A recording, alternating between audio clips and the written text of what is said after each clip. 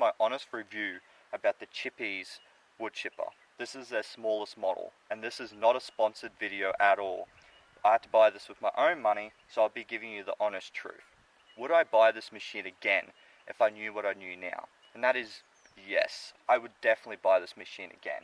What happened to me was a freak accident, and if you bought a machine or someone else bought a machine like this, it probably wouldn't happen to you. If I bought the machine again, it probably wouldn't happen to me. Otherwise, the machine's been doing me very, very well. It's pretty much small and compact. I can pick it up, put it in my pocket if I really want to. I have all this new growth I have been cutting down and putting it through it, and as you can see, I've been doing a lot of wood chipping with it, and I absolutely like